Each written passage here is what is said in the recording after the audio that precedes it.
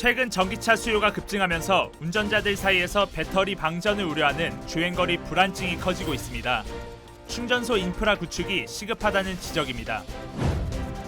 멕시코와 미국 국경 인근에 주차된 트레일러에서 미립국자 51명이 숨지는 참사가 발생했습니다. 트레일러 내부의 높은 온도로 인해 숨진 것으로 나타났습니다.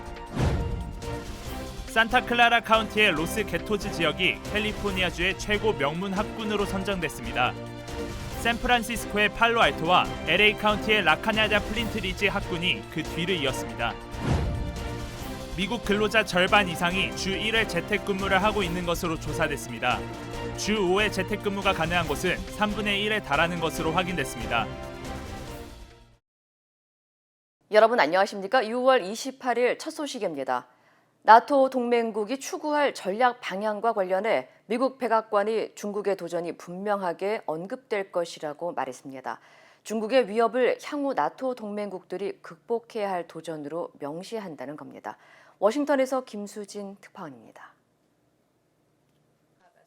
백악관 제이크 설리번 국가안보보좌관은 나토 정상회의에서 러시아뿐 아니라 중국에 의해 제기되는 위협을 논의할 것이라고 밝혔습니다. 이번 정상회의에서 나토 동맹국들의 전략적 방향이 설정될 것이라며 그 방향에는 중국의 도전이 분명하게 명시될 것이라고 했습니다. It will speak very directly and in a clear-eyed way to the multifaceted challenge posed by the People's Republic of China. 나토의 전략 개념은 통상 10년마다 새로 수립되는데 중국이 동맹국들의 안보와 가치에 가하는 도전을 이번에 수립할 전략 개념에 분명하게 포함시키겠다는 겁니다. 앞서 나토 사무총장도 러시아와 중국 같은 권위주의 정권이 국제사회의 규칙을 흔들고 있다고 비판한 바 있습니다. 설리번 보좌관은 특히 한국과 일본, 호주와 뉴질랜드가 나토 정상회의에 참석하는 것과 관련해 중국 문제를 논의하게 될 것이라고 언급했습니다. He'll have the opportunity to talk with our Indo-Pacific partners and the NATO alliance about the China challenge. 또 우크라이나 침공 이후에도 중국이 러시아와 긴밀한 협력 관계를 맺고 있다며 중국이 책임 있는 국가라면 러시아를 설득해야 한다고 비판했습니다. 미국이 유럽과 인도태평양 동맹을 규합해 러시아와 중국을 견제하는 모양새인데 백악관은 바이든 대통령이 시진핑 주석과 협의할 기회가 있을 것이라며 정상 간 대화 가능성은 열어뒀습니다. 워싱턴에서 MBC 뉴스 김수진입니다. 최근 전기차 시대가 도래하면서 운전자들 사이에서 새로운 불안증이 생겼습니다. 바로 주행거리 불안증인데요. 전기차에 배터리가 방전돼 차가 갑자기 멈출 수 있다는 두려움에 전기차 사기를 꺼려하는 운전자들도 적지 않다고 합니다. 전기차의 인프라 확충이 시급하다는 진단입니다. 여준호 기자의 보도입니다. 주행거리 불안증. 최근 전기차 운전자들 사이에서 자주 입에 오르는 단어입니다. 전기차의 배터리가 방전돼 도로에서 차가 멈출 수 있다는 막연한 불안함을 느끼는 현상으로 특히 장거리를 뛰는 운전자들에게 많이 나타납니다. 캠핑 같은 경우에는 보통 이제는 차를 세워놓고 차박을 하니까 그 차에서 뭐 음악을 들을 수도 있고 좀 뭐 이렇게 냉난방 시스템을 이용할 수도 있고 그렇기 때문에 그게 전기를 얼마나 사용할지 그 내려올 때 그 차징하는 스테이션까지 얼마나 거리가 있을 것이며 그게 이렇게 충분할지 이런 거가 걱정이 되긴 하죠. 여름철 정전 가능성에 출근길을 걱정하는 운전자들도 적지 않습니다. 아니 또 그리고 이번 여름에는 또 엄청 덥다는데 집에서 에어컨 계속 틀고 있다가 또 뭐 전기 나가가지고 정전되면 다음날 출근해야 되는데 어떻게 해요? 이 때문에 전기차 구매를 꺼리는 운전자들도 많은 가운데 전문가들은 이에 대한 해답은 전기차 인프라 확충이라고 입을 모읍니다. The key part, though, is the build-out of infrastructure for getting charging stations placed at good intervals on the main highways. We need to be reliable. We need to know where it is. 다만 충전소 확충을 위해선 연방정부와 주정부가 수백억 달러의 예산을 마련해야 하는 만큼 실제 도로 위의 주유소처럼 충전소가 보급되기까진 좀 더 시간이 걸릴 것이란 진단입니다. 이와 관련해 UC 데이비스 대학은 전기차 운전자 3만 명을 대상으로 설문조사를 진행한 결과 전기차 배터리가 방전돼 차가 멈춘 경험이 있는 운전자들은 2명에 불과했다고 전했습니다. 전문가들은 만약 전기차가 주행 도중 방전돼 멈출 경우엔 보험사 등의 견인 서비스를 이용해 인근 충전소까지 이동하는 것이 해결책이라고 조언했습니다. MBC 뉴스 여준호입니다. 세계 자동차 업계가 내년까지는 반도체 공급 부족 사태의 영향에서 벗어나지 못할 것이라는 분석이 나왔습니다. 자동차 관련 글로벌 예측 시장 분석 서비스 오토 포캐스트 솔루션은 현재 전기차의 인기가 많아지면서 세계 반도체 생산량 증가 속도가 늘어나는 수요를 따라잡지 못하고 있어 자동차 생산이 팬데믹 이전 수준에 도달하는 시점은 내년 말이나 2024년 초가 될 것이라고 분석했습니다. 결국 이때까지는 자동차 가격 역시 떨어지지 않을 것으로 보이며 인기 차량은 최대 1년까지 기다리는 경우도 발생할 수 있다고 전망했습니다. 지금은 원자재 가격이 오르면서 자동차 가격 역시 동반 상승했지만 소비 둔화를 고려해 각 업체가 2024년부터는 가격을 내릴 것이라고 분석했습니다. 한편 연방의회는 520억 달러 규모의 반도체 지원 법안을 두고 의견이 충돌하면서 장기간 계류 상태에 있고 올여름 회기가 끝나면 자동적으로 법안이 폐기될 상황에 놓이게 되면서 지원 여부는 불투명해지고 있습니다. 멕시코에서 미국으로 들어오려던 미립국자 51명이 숨지는 참사가 발생했습니다. 텍사스주 경찰은 샌안토니오 남부지역 철도 옆에 주차돼 있던 트레일러 내부에서 미립국자로 추정되는 100명이 적발됐고 이 가운데 46구의 시신이 발견됐다고 밝혔습니다. 또 온열 질환 증상으로 14명이 병원으로 이송됐지만 치료를 받던 중 5명이 숨져 모두 51명이 숨졌다고 전했습니다. 경찰국과 소방국은 사건 당일 샌안토니오 지역의 기온이 화씨 100도가 넘은 만큼 트레일러 안에 있던 미립국자들이 고온 속에 질식사했을 가능성을 제기했습니다.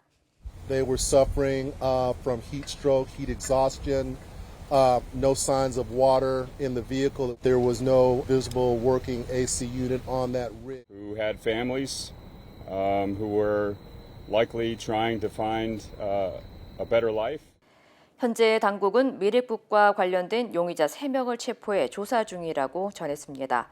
한편 경찰은 용의자가 트레일러 안에 시신의 냄새를 감추기 위해 스테이크 시즈닝 소스 등 향신료를 뿌린 것으로 파악하고 구체적인 경위를 조사하고 있다고 밝혔습니다.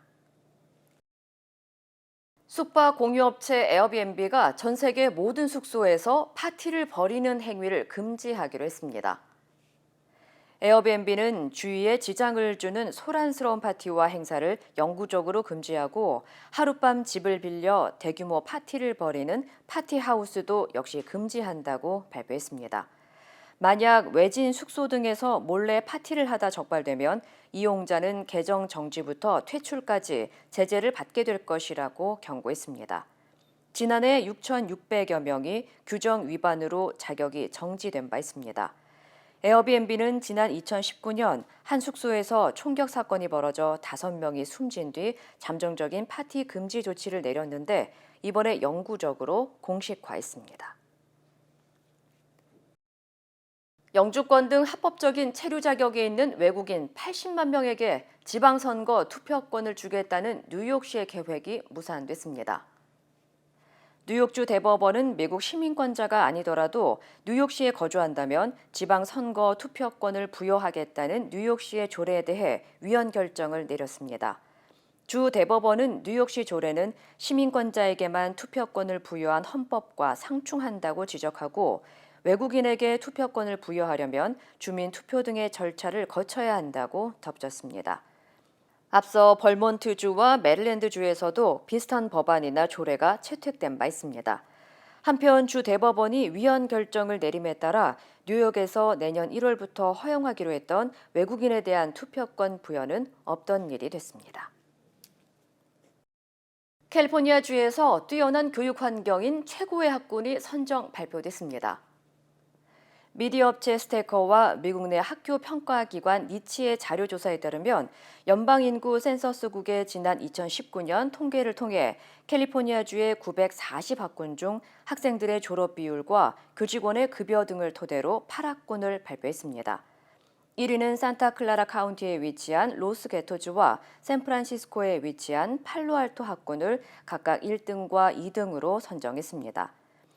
로스 게토주와 팔로알토 학군의 졸업률은 98%와 95%로 나타났고 교사 급여는 10만 9천 달러와 12만 4천 달러 이상으로 나타났습니다.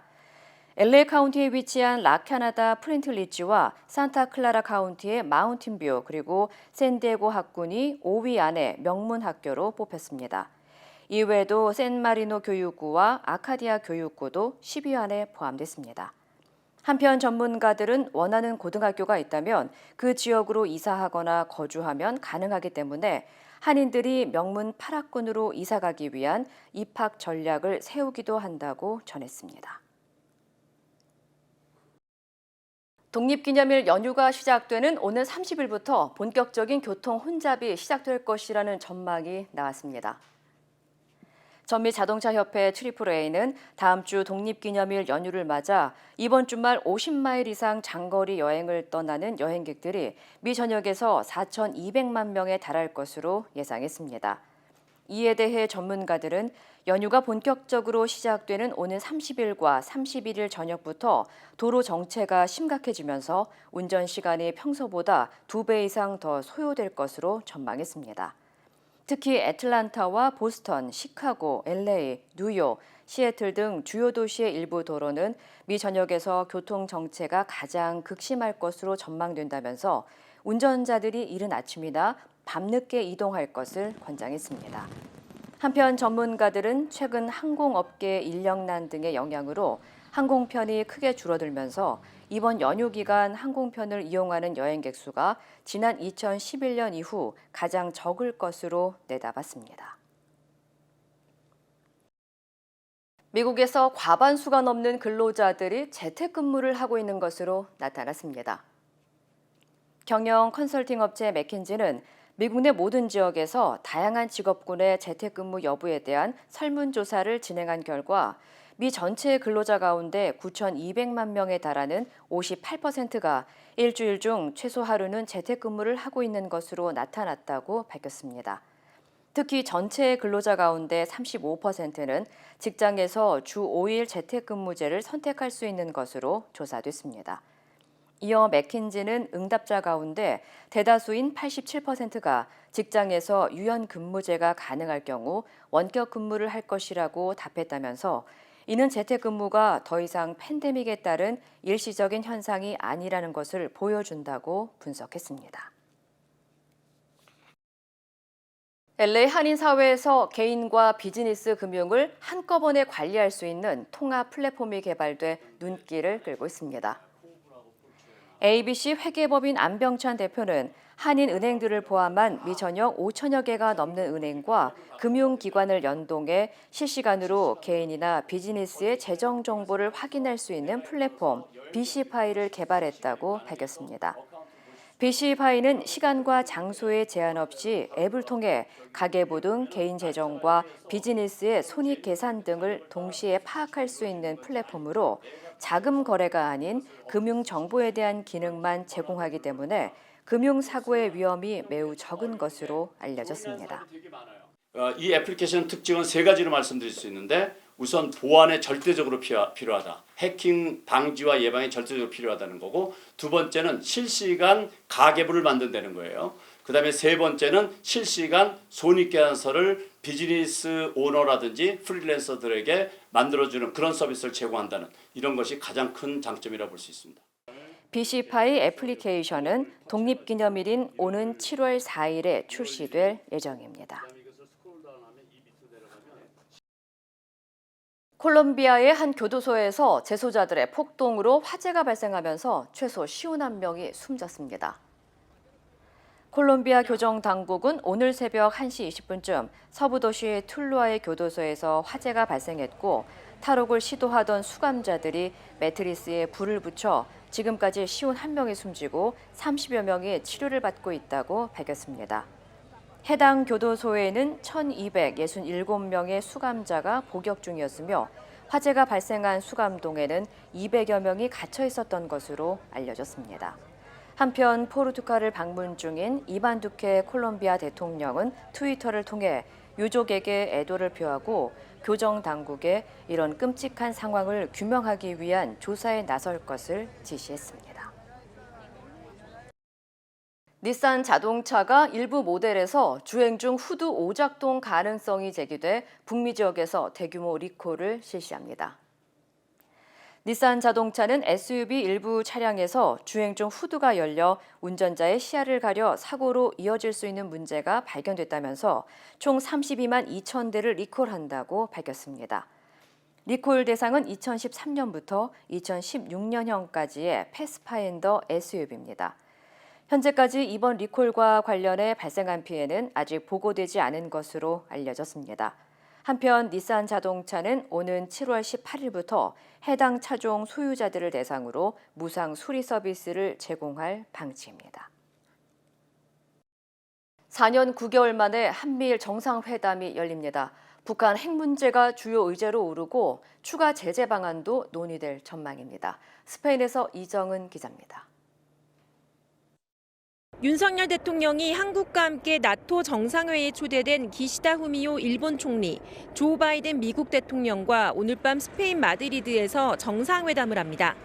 한미일 정상회담이 열리는 건 4년 9개월 만이고 새 정상이 함께 만나는 건 처음입니다. 오늘 회담에선 중국과 북한이 회담의 의제로 오를 전망입니다. 제이크 설리번 백악관 국가안보보좌관은 어젯밤 브리핑에서 북한이 집중적으로 미사일 실험과 도발적 행동을 한 점을 고려할 때 북한의 계속된 위협에 논의의 초점이 모아질 것이라고 말했습니다. 그러면서 북한에 대한 추가 제재 가능성도 언급했습니다. 북한이 핵과 미사일 프로그램에 필요한 재원을 조달할 수 없도록 경제적으로 압박하기 위해 무엇을 할지 새 정상이 이야기할 거라는 설명입니다. 나토 정상회의가 전략 개념에 중국의 도전을 직접 언급하기로 한 만큼 대중국 견제 방안도 논의될 전망입니다. 한미일 회담 이후에는 나토 정상회의에 윤 대통령이 파트너국 정상 자격으로 참석합니다. 3분간 연설할 예정인데 자유와 평화는 국제사회의 연대에 의해서만 보장된다는 점을 강조하며 중국과 러시아 견제에 나서는 나토에 힘을 실어줄 계획입니다. 대한민국이 자유민주주의와 인권 그리고 법치주의의 수호에 적극 앞장설 것을 천명하고 여겨온 것입니다. 대통령실은 나토 회원국들이 한국을 핵심 전략 파트너로 삼기 위해 초청했다며 이번 정상회의 참석 의미를 설명했습니다. 내일은 체코, 덴마크, 영국 등 다른 나토 회원국들과 따로 회담을 열고 협력 방안을 논의합니다. 스페인 마드리드에서 MBC 뉴스 이정은입니다. 한국에서 날아다니는 공룡인 익룡들의 발자국 화석이 무더기로 발견됐습니다.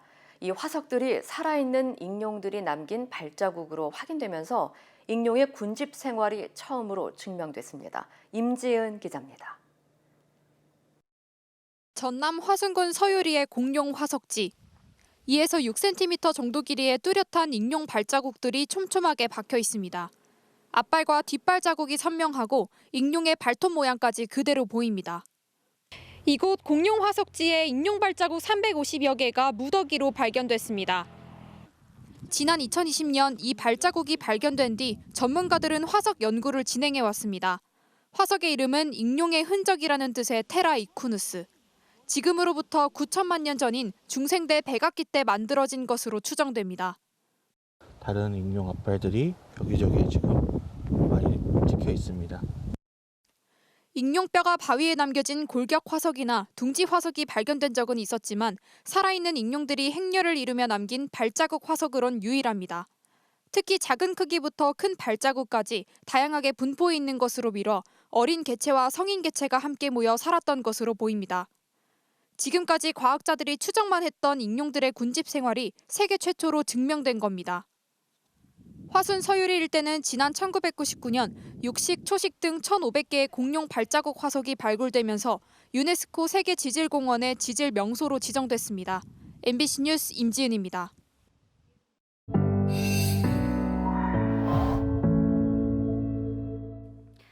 착한 사람이 착하기만 해선 세상을 바꿀 수가 없어. 착한 사람이 지성인이 되어야 해. 이렇게 얘기하는 한인 유명 인사들의 강연으로 선한 영향력을 공감하는 MBC 아메리카의 지식 공감 컨텐츠 IM. 꿈이 실현되기 위해서는 일단 꿈이 가치가 있어야 됩니다. 현명한 미국 생활을 위한 정보와 교훈. That there's something that most successful entrepreneurs 성공적인 미국 생활을 위한 경험과 지혜. 각자 고유의 길은 소중하고 아름답습니다. 숨겨진 잠재력을 확인하고 꿈을 이룰 수 있도록 관객과 함께하고 시청자와 공감하는 미주 한인 지식 공감 컨텐츠 IM. Let me also give you a little secret. MBC 아메리카 TV 채널과 유튜브를 통해 만나실 수 있습니다. 윤석열 대통령이 어제 한국, 호주 간 정상회담으로 공식 외교 일정에 돌입했습니다. 스페인 국왕이 주최한 만찬에서는 김건희 여사와 함께 참석했습니다. 스페인에서 신수아 기자입니다. 윤석열 대통령은 한국 시각으로 어젯밤 11시쯤 앤서니 앨버니지 호주 총리와의 정상회담을 시작으로 본격 외교 일정을 시작했습니다. 양국 모두 새 정부가 출범한 만큼 앞으로 양국 관계를 더욱 발전시키기 위해 긴밀히 협력해 나가기를 희망합니다. 대통령실은 두 정상이 에너지 기후변화 대응, 북한 비핵화 등에서 공감대를 이뤘고 윤 대통령이 그린 수소 분야에서 한국 기업이 동참하길 희망한다는 입장을 전했다고 밝혔습니다. 오늘 새벽 예정됐던 윤 대통령과 스톨덴베르그 나토 사무총장과의 면담은 연기됐습니다. 핀란드와 스웨덴의 나토 가입 여부를 두고 튀르키예와 나토 사무총장 간 회담이 길어지면서 일정이 밀린 건데 추후 회담 일정도 불투명합니다. 김건희 여사는 마드리드의 한국문화원을 방문하는 것으로 첫 순방 단독 일정을 소화했습니다. 그래서 여기 계신 분들이 얼마만큼 더 우리 한국을 더 홍보하고 알리는데 얼마나 그 자부심을 가져둘지를 제가 잘 느낄 수가 있겠어요. 또 대통령 부부가 함께 스페인 국왕인 펠리페 6세가 주최한 환영 만찬에 참석해 각국 정상들과 친교의 시간을 가졌습니다. 한편 대통령실은 이번 순방을 계기로 대유럽 경제 외교를 본격화할 계획입니다. 최상목 경제수석은 정상 세일즈 외교가 시작됐다면서 원전과 방산 수출을 통해 경제안보 협력의 외연을 유럽으로도 확대할 것이라고 강조했습니다. 스페인 마드리드에서 MBC 뉴스 신수아입니다. 검찰이 이명박 전 대통령의 형 집행을 3개월간 정지하기로 결정했습니다. 이 전 대통령은 당분간 입원 치료를 받고 있는 서울대병원에 머물 것으로 예상됩니다. 이재우 기자입니다. 검찰이 이명박 전 대통령의 형 집행을 석 달 동안 정지하기로 결정했습니다. 법조계와 의료계 등 외부 인사들이 참여하는 심의위원회는 이 전 대통령의 건강 상태 등을 고려할 때 형 집행으로 인해 현저히 건강을 해칠 염려가 있다고 판단했습니다. 이 전 대통령이 수감된 안양 교도소 관할인 수원지검은 심의위원회의 판단을 그대로 승인했습니다. 이 전 대통령이 지난 2020년 11월 수감 생활을 시작한 지 1년 7개월 만에 석방 결정입니다. 이 전 대통령 측 변호인인 강훈 변호사는 고령이라는 점과 건강 상태를 고려할 때 늦었지만 다행이라는 입장을 밝혔습니다.